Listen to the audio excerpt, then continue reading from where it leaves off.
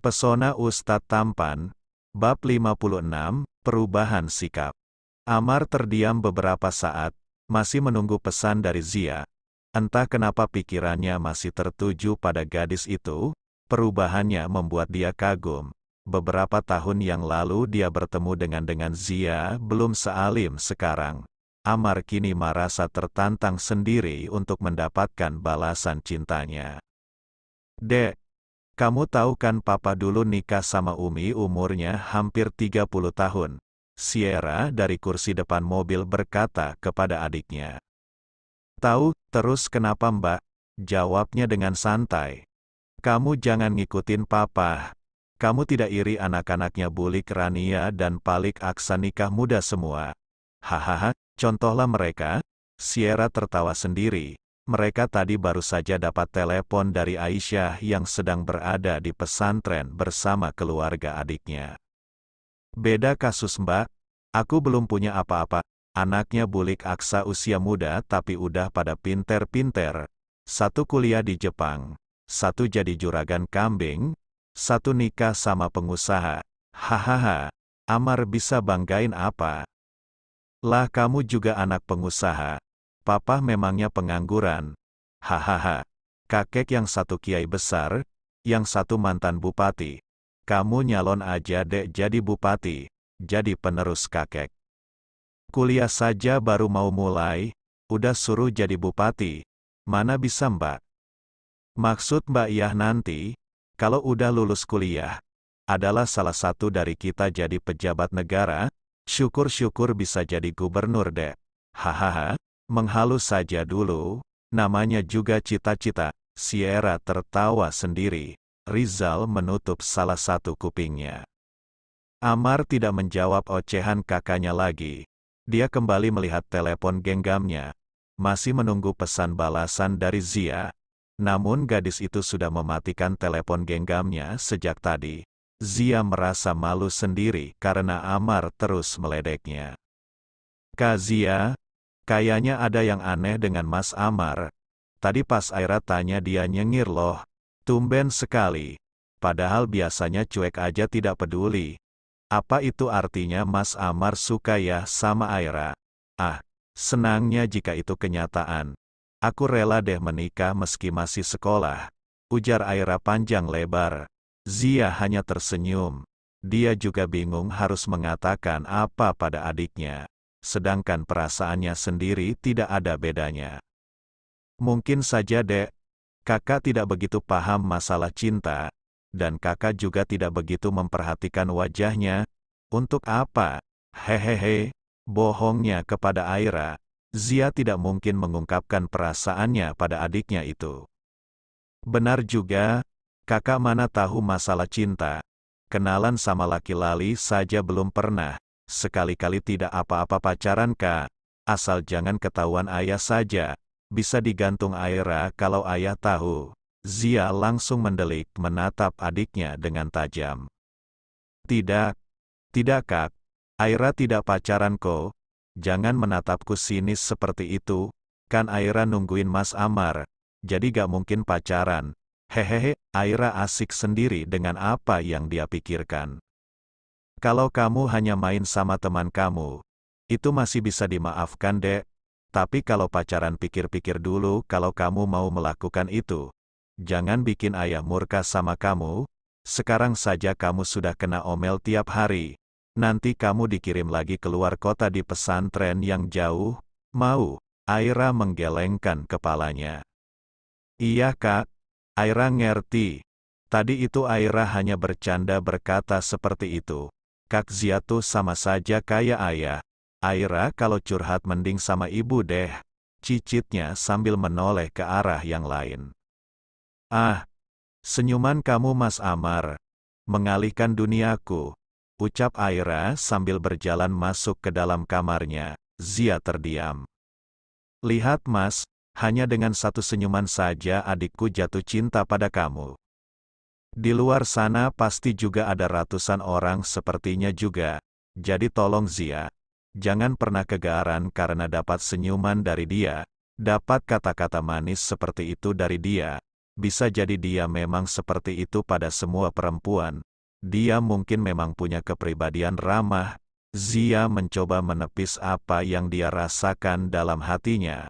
Dia tidak ingin terlanjur jauh dengan perasaan yang ada dalam hatinya. Apalagi Aira juga menyukai Amar. Dia tidak ingin menyukai orang yang sama dengan adiknya. Ya Allah, jauhkan dia dari hidupku. Aku tidak ingin cintaku padamu terbagi kepada cinta pada manusia yang bisa membutakan hati dan pikiranku. Batin Zia berbicara sendiri. Dia tidak ingin meneruskan perasaannya pada Amar.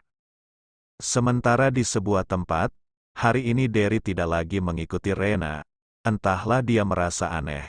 Karena terlanjur tahu kehidupan pribadi wanita itu, dia jadi merasa iba dan kasihan sendiri melihat nasib buruk yang menimpanya. Derry sedang duduk di sebuah pelataran masjid. Dia menunggu azan asyar yang sebentar lagi akan berkumandang. Hidup orang tidak ada yang tahu, dari luar seperti hidup bahagia. Bahkan mampu menyakiti orang lain, namun dia ternyata hidupnya juga lebih menyakitkan. Sayang sekali, rumit sekali sepertinya kehidupan orang dewasa itu. Derry berkata sendiri, kini usianya menginjak 22 tahun. Jauh sekali dengan usia Rena yang hampir mendekati 30 tahun. Derry hanya lulusan SMA, dan sudah sejak lulus SMA dia mengikuti Rizal. Untuknya Rizal sudah seperti kakak baginya. Itulah sebabnya dia selalu menghormatinya. Dari kejauhan dia melihat seorang gadis yang tidak asing masuk ke dalam masjid. Derry menoleh menatapnya dengan serius. Wanita itu memakai topi yang dia berikan. Bu Rena, aku tidak salah melihatnya, dia masuk ke masjid juga. Umpatnya bicara sendiri, Derry masih melihat wanita itu berjalan, dan benar saja itu Rena. Dia langsung mengambil air wudhu dan duduk menunggu waktu salat tiba. Derry juga ikut mengambil wudhu. Dan suara azan sudah terdengar dari masjid. Pria itu melaksanakan salat asyar berjamaah. 15 menit kemudian, Derry sudah keluar dari dalam masjid. Namun dia masih melihat Rena terdiam di dalam masjid dengan memakai mukena. Tiba-tiba rasa iba dalam hati Derry semakin mendera. Apakah dia benar-benar sudah bertaubat? Harusnya kalau dia taubat dia mau menyerahkan diri ke penjara mengakui kesalahannya. Ungkapnya berbicara sendiri. Derry melamun, entah kenapa dia malah berdiam diri di halaman masjid juga. Seolah sedang menunggu wanita itu keluar dari dalam masjid. Hei kamu asistennya Rizal kan? Ternyata kamu masih mengikuti aku? Baguslah. Aku ingin bicara dengan kamu. Rena tiba-tiba muncul di depannya, dan mengatakan kata-kata itu kepadanya. Derry terdiam, kemudian tersadar langsung berdiri. Oh silahkan, ibu mau bicara apa? Apa itu tentang kasus Anda? Tanya Derry dengan ucapan formalnya.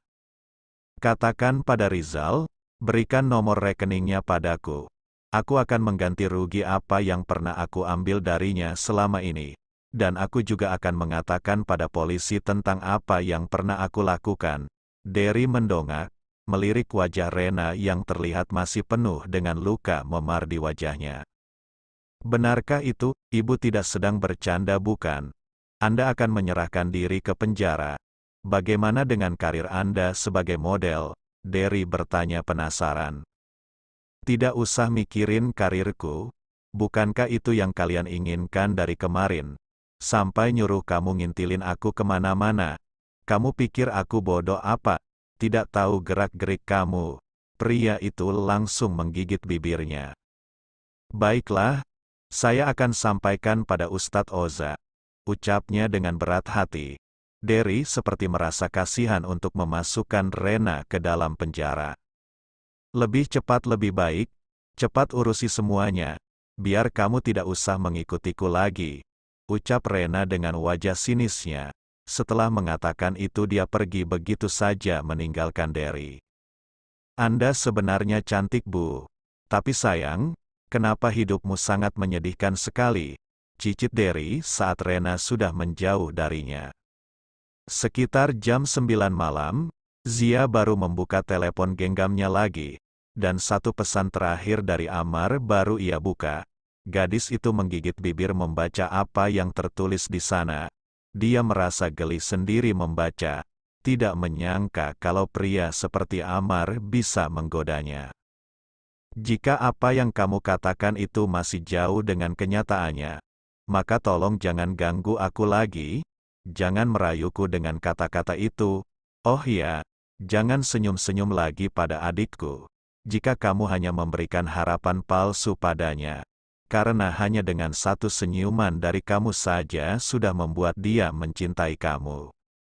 Amar yang memang sejak siang menunggu balasan dari Zia dengan cepat membuka pesan balasan dari gadis bercadar itu.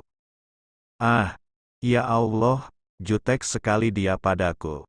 Padahal sebelumnya dia ramah dan sangat sopan. Kenapa setelah aku mengungkapkan isi hatiku dia jadi jutek begitu? Ada apa dengan perempuan?